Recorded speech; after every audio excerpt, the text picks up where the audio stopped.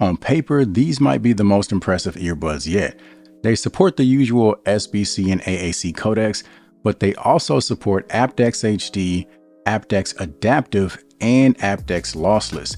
They even support Qualcomm Snapdragon sound. Without question, sound quality is the #1 priority when it comes to these earbuds. These are the Crystal 5A from Velacy. This is my first time checking out a product from the company, and you can tell they're trying to make a name for themselves. In addition to the earbuds, they're also coming out with the Bluebeam 3A, which is a USB Bluetooth adapter that you could use with a phone, PC, or a Mac. And this is for those of you that want to make sure you're getting the best possible quality as far as sound and as far as latency. The adapter is also set to support Bluetooth LE audio, aptX HD, aptX Adaptive, and aptX Lossless. So if your device isn't directly compatible with those codecs, then this adapter would be a great solution. Now, just like pretty much all other earbuds, these come with a set of additional ear tips.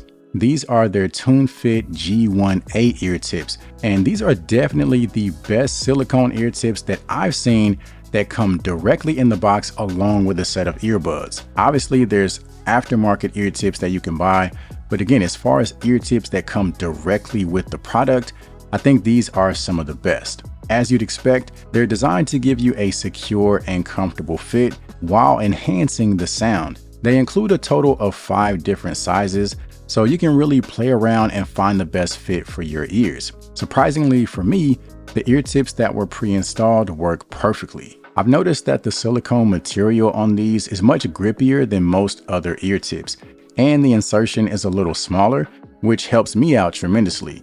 The earbuds themselves are relatively large, and since I have small ears, I wouldn't normally expect to get a secure fit with earbuds of this size, but so far I've had 0 issues, and that has to be because of the ear tips. I simply put them in and do kind of a backward twisting motion until they feel secure. I've even done some light workouts here and there, and again, I've had 0 issue, which I think says a lot considering the size of my ears. Now, in addition to all the different aptX codecs, these also support Bluetooth 5.3 LE audio with LC3 technology.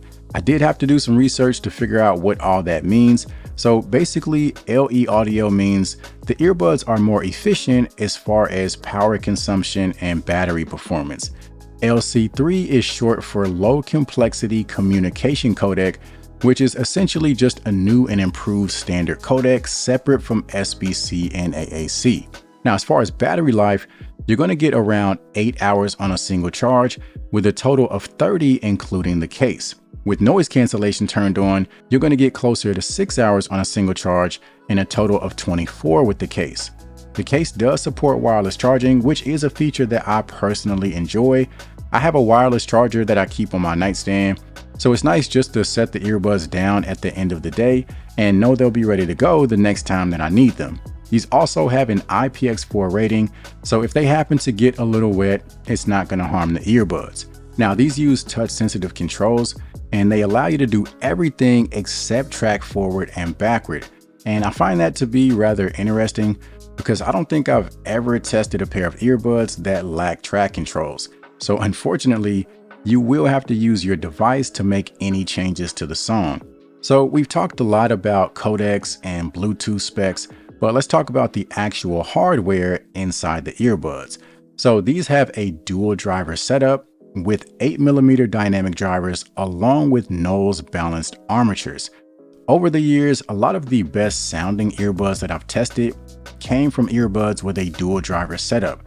So when you combine the dual drivers with the high-res codecs that these are compatible with, they definitely have a lot going for them. Right off the bat, there's great separation between the bass and the treble, so it doesn't sound like everything is blending together. The bass is very full, it's rich, the highs are nicely balanced, not too aggressive, not too sharp, and these do have app support with EQ control. However, the app is very unique because it only allows you to use the EQ if you're listening to music that's saved to your device.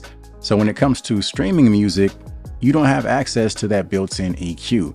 I'm not sure if that'll change in the future with a firmware update. Hopefully they open it up so that you can EQ the sound no matter the source of the music. Now, depending on your preferred streaming platform, you might have access to a separate EQ. For example, I use Amazon Music, so I'm able to use their built-in EQ if I want to add a little more clarity or boost the bass.